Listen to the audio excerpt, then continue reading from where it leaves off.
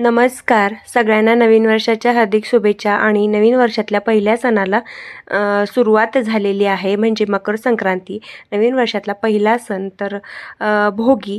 आज आहे भोगी. भोगीनिमित्त आपण भरपूर काही करणार आहोत आणि त्याची सुरुवात आपण तिळगुळापासून करतोय. तर चला मग, इथे 1 वाटी मोठा बाऊल भरून तीळ घेतलेले आहेत. त्यानंतर 1 वाटी गूळ घेतला आहे आणि त्यानंतर 2 चमचे आपण तूप घेतलं आहे. आता आपण तीळ मस्तपैकी मंद आचेवरती थोडेसे परतून घेऊयात. एक 5 मिनिटं मंद आचेवरती परतून घ्यायचं. त्याच्यानंतर गूळ घालूयात.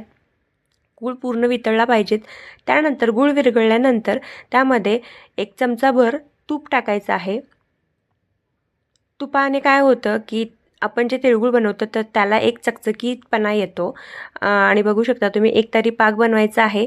पाक असा बनवायचा की त्याची गुठळी तयार झाली पाहिजेत. हे बघू शकता. जास्त कडक पण पाक करायचा नाही आहे. तर पाक तयार झाल्यानंतर आपण जे भाजले होते तीळ, तर ते सगळे मिक्स करून घ्यायचे त्याच्यामध्ये आणि व्यवस्थित तो गूळ आणि तीळ एकजीव झाले पाहिजेत.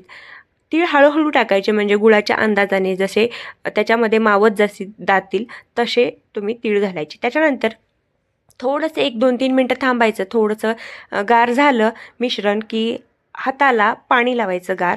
पाण्याने काय होतं, चटका बसत नाही, कारण गूळ गरम कडकडीत असल्यामुळे हाताला चटका बसतो. तर पाणी जर तुम्ही हाताला लावलं तर अजिबात चटका बसत नाही. आणि बघू शकता मी किती फास्ट फास्ट करते आहे, कारण तुम्ही नक्की करून बघा. पाण्याचा एक हात लावायचा, एक थेंब घालायचा हातावरती आणि पटपट हे लाडू किंवा जे तिळगुळ आहेत ते वळून घ्यायचे. दाखवलं की तिळगुळ हा प्रकार कसा बनवतात. तर मी कसं बनवते हे तुम्हाला सांगितलं. एकदम सोपी पद्धत आहे. म्हणजे हाताला चटके पण बसत नाही. तर तुम्ही बघू शकता, आता जस्ट मी करून आली आहे. माझे हात पण लाल पण नाही झालेले.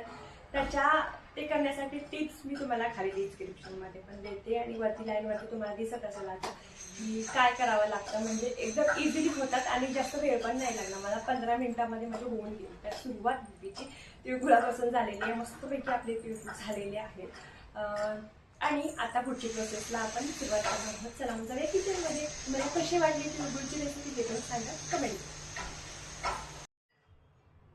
आता इकडे आपण झटपट होणारा राईस बनवतोय, जिरा राईस. तर तेल टाकलेलं आहे. त्याच्यानंतर जिरं टाकायचं 1 चमचावर आणि त्याच्यामध्ये भरभरून लसूण आणि अद्रक टाकायचं. जर पेस्ट असेल आलं लसूण तर चालू शकतं, नसेल तर तुम्ही अद्रक खिसून घातला तरी चालेल. त्याच्यानंतर मी इथे तांदूळ धुवून ठेवले होते 5 मिनिटापूर्वी, तर ते तांदूळ घालून घ्यायचे.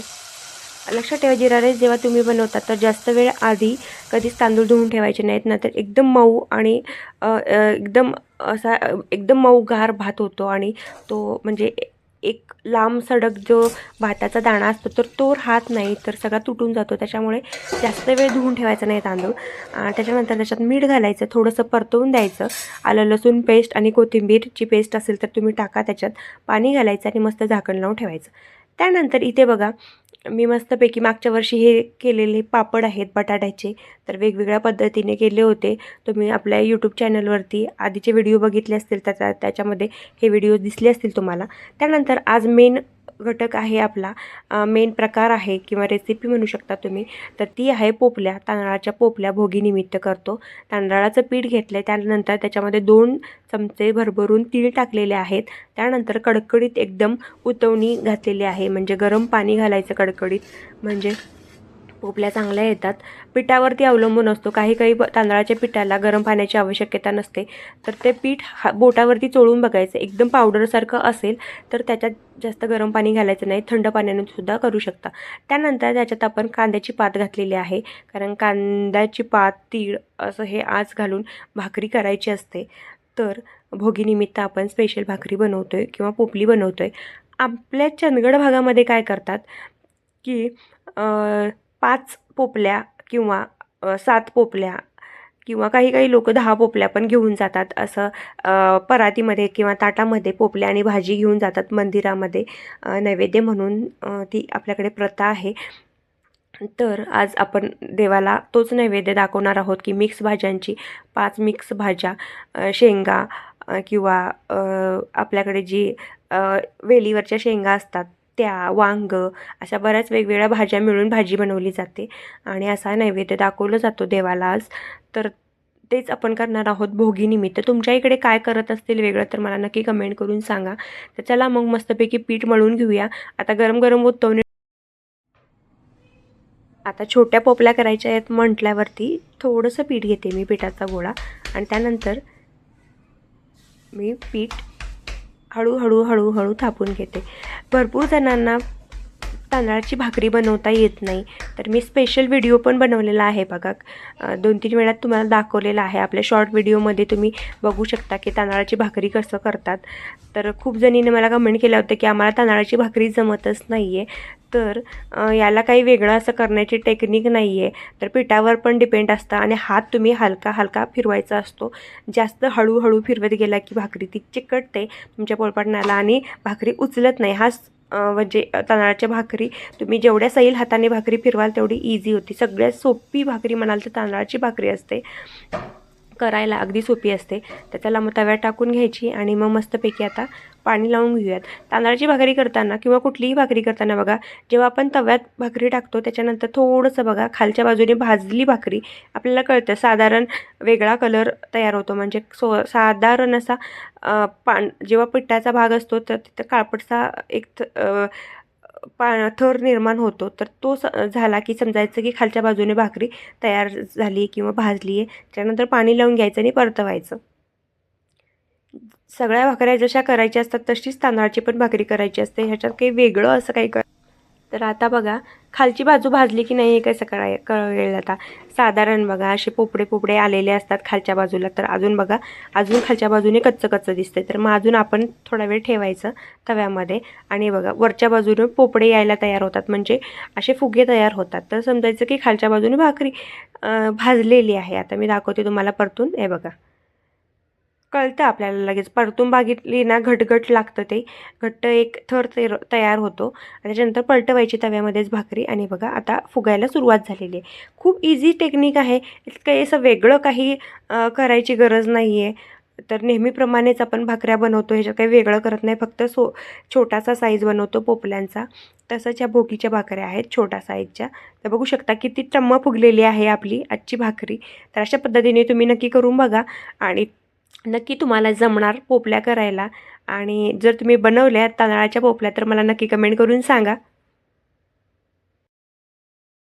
चला तर मग आता आपल्या पोपल्या करून झालेल्या आहेत. आता नैवेद्याचं ताट बनवूया.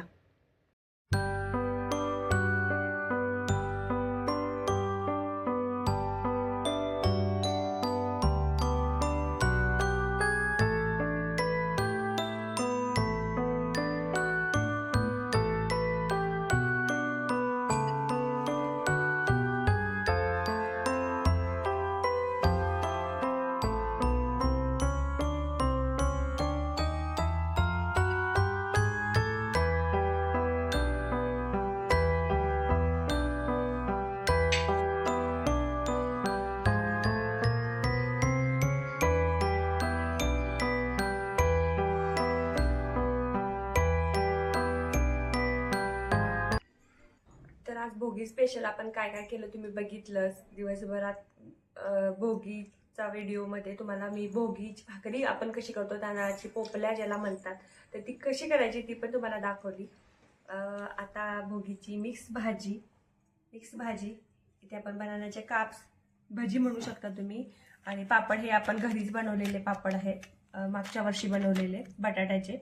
आणि आपली पोपली. तर चला मग या सगळ्यांनी भोगीचं स्पेशल जेवण करायला. आता आपण पूजा वगैरे झाली आपली, तो काय व्हिडिओ दाखवले नाही कारण चिऊ तुम्हाला सांगितलं मी की चिऊ अचानकच काल खेळता खेळता थोडीशी तिच्या हाताला लागलं होतं, त्याच्यामुळे ना ती काहीच करू देत नाही, त्यामुळे देत नव्हती. त्याच्यामुळे बऱ्यापैकी लवकर आवरायचा प्रयत्न केलाय.